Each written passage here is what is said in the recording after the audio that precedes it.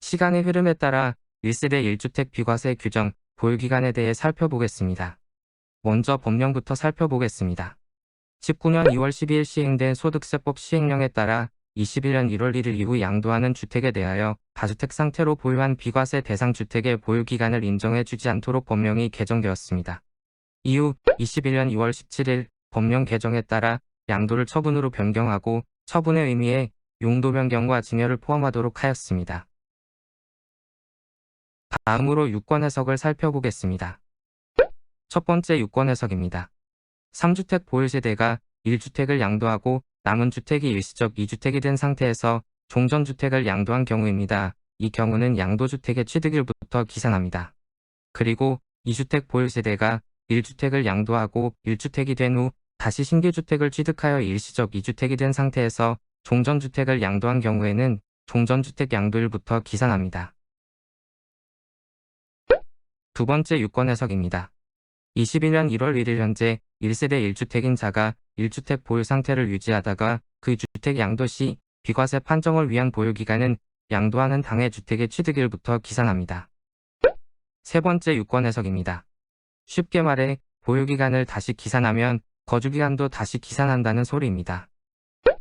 네 번째 유권 해석입니다.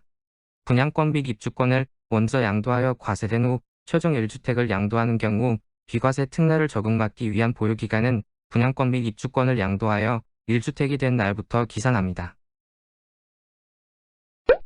다음은 논란의 유권 해석입니다. 현재는 삭제된 상태입니다. 요약해보면 다주택자도 추가로 주택을 취득하여 일시적 2주택 상태로 만들고 나머지 주택을 처분하고 일시적 2주택 중 종전주택을 양도 시 비과세 특례 적용을 위한 보유기간은 취득일부터 기산합니다. 말이 참 어렵습니다. 정신 바짝 차려야 됩니다. 다음은 기획재정부 보도자료입니다. 기획재정부 보도자료는 새로운 주택을 취득하여도 기존 주택을 전부 양도한 다음 날부터 보유기간을 기산한다고 합니다.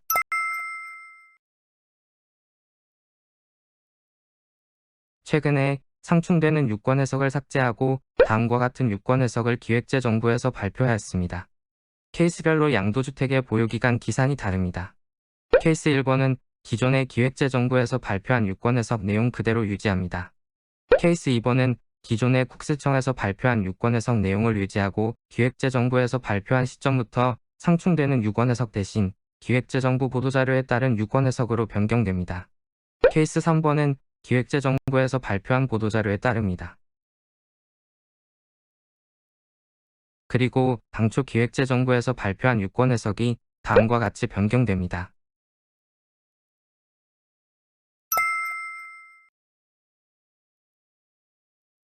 이번 유권 해석으로 다음과 같은 문제점이 발생합니다. 헌법에서 법률이 정하는 바에 따라 납세 의무를 부담하도록 하고 있습니다. 유권 해석은 법이 아닙니다.